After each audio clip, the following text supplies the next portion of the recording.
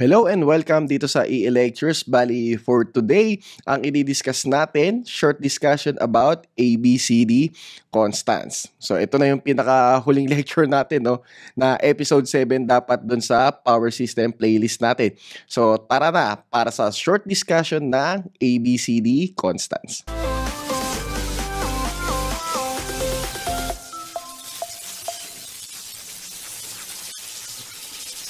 So, ABCD constants. So, para magkakaroon tayo ng shortcut computation dito, no? Para sa sending end voltage at sending end current. So, in any four-terminal network, the input voltage and input current can be expressed in the terms of output voltage and output current. So, yung transmission line natin, parang ganyan siya, di ba? Two-port network. Dalawang input, dalawang output. So, incidentally, yung transmission line is a four-terminal network. So, meron tayong two input, no, terminals where the power enters the network. And then, sa kabilang side naman is two output terminal where the power leaves the network. So, ganito yung itsura niya. So, therefore, the input voltage and current can be expressed as, so, naka-matrix siya, no? So, kung aware kayo, di ba, doon sa multiplication ng matrix, so, lalabas, barbell method lang yan. Okay? So, sulat natin dito sa kabila, no? Okay? So, di ba, lalabas yung Vs, tapos Is is equals to, di ba, A tsaka B. So, A constant plus B constant. Ganyan yung sa matrix natin, di ba? And then, C constant plus D constant. Tapos, di ba, itong matrix na to, gagawin natin siyang dumbbell or barbell, di ba? So, bubuhatin mo yan, bubuhatin mo to, tapos lalagay mo dito. So, yung barbell na yan, gawin nating horizontal. So, di ba, BR, IR. So, pag dampot natin, baba dito. So, BR, IR. So, VR, IR. Kaya yung lalabas, yung VS is AVR plus BIR. And then yung IS natin is CVR plus DIR. So, ano ba yung mga ABCD constants na yan? So, ayun, bali doon sa formula natin, alam na natin yun, yung VS, IS, tapos yung VR, IR. So, yung network dapat passive. So, means, hindi siya nagko-contain ng source of EMF. So, di ba, pag tinignan natin transmission line, ang mga components lang naman niya is yung resistance, inductance, tapos capacitance. Tapos, ayun, linear impedances independent of current flowing and bilateral impedances independent of direction of current flowing. So, hindi basta pwede makapasok dito yung diode, no? Kasi, di ba, hindi naman bilateral yung diode. Iba yung forward bias dun sa reverse bias. So, kumbaga, yung condition na kailangan natin para dun sa ABCD constants, fully met iyon sa transmission line. Okay? So, yung ABCD constants, ayan, generally, complex numbers are constants known as generalized circuit constants of the transmission line. So, the values of these constants depend upon the particular method adopted for solving a transmission line.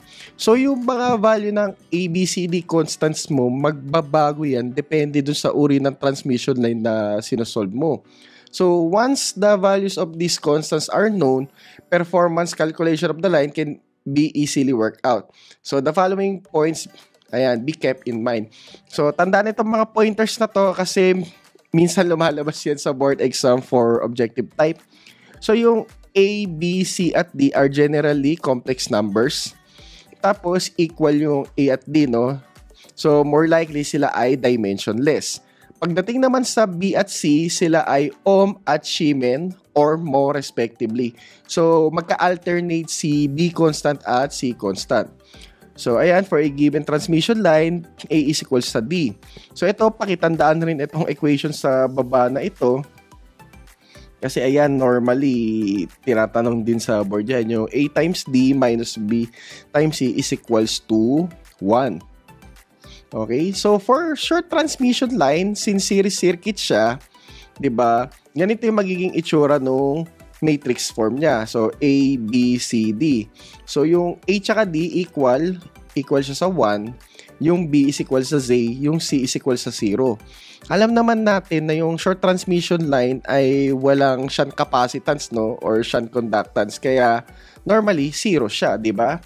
So, ngayon, kapag binarbell method natin yan, di ba, lalabas Vs is equal sa 1 tapos plus Z. Okay? And then, yung Is is equal sa 0 plus 1. Okay? Plus 1. And then, ibabarbell natin to, di ba? Or dumbbell natin. Okay? So, nakaganyan na siya. VR tapos IR. And then, isasalpak natin. So, pack VR IR tapos VR IR. So, lalabas yung VS natin is equal sa VR plus IR Z. So, ganyan naman yung nangyayari pa dati, di ba, sa short transmission line. And then, in terms sa IS, so VR times 0, edi 0 na yan. And then, lalabas yung IS is equal sa IR. Which is, totoo nga naman, di ba, kapag short transmission line, yung susunod naman natin is yung sa medium transmission line. So, katulad nga ng sabi ko, short discussion lang to. So, ito yung VSIS natin, tapos ito na yung matrix natin for ABCD constants. Tandaan, yung nominal T at nominal pi, magkamukha sila. Pero ngayon, ano yung mukha ng pagkakaiba nila? So, ganito yun. So, kapag tinignan mo yung nominal T, di ba lalabas dyan, yung isang buo is yung Y. O, etong shunt capacitance. So, dapat lalabas, mag-isa siya dito. Kasi, siya yung isang buo. And then, itong 1 plus YZ over 4, ikakabit natin sa letter Z. Okay? And then, yung A natin is equal sa D pa rin. So, 1 plus ZY over 2. And then, yung B natin is Z times 1 plus ZY or YZ over 4. Okay? And then, yung C natin is equal sa Siemens or yung shunt admittance. So, ngayon, di ba, kapag nalipat yan sa nominal pi, yung nominal T, ang lalabas, yung isang buo is yung impedance. Yung shunt admittance natin is mahati. So, kapag nominal T, ang isang buo is admittance, hati yung impedance. Kapag nominal pi naman, yung isang buo mo is impedance, yung hati mo is yung shunt admittance. So, meaning, itong part ng equation na to, lilipat ito sa may bandang Y kapag nominal pi.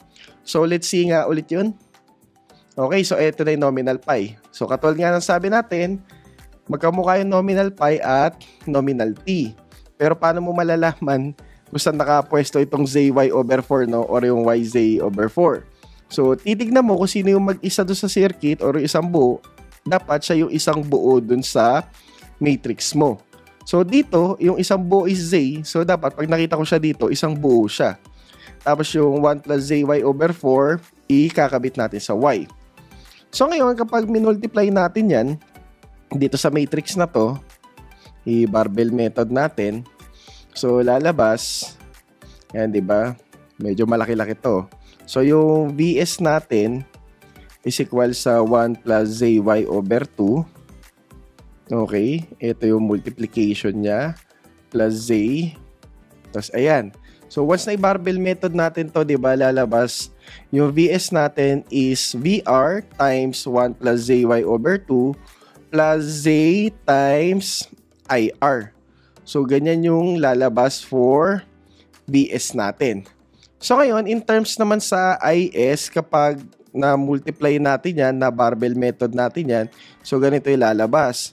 So, VRY, so 1 plus ZY over 4, and then plus IR multiply by 1 plus ZY over 2.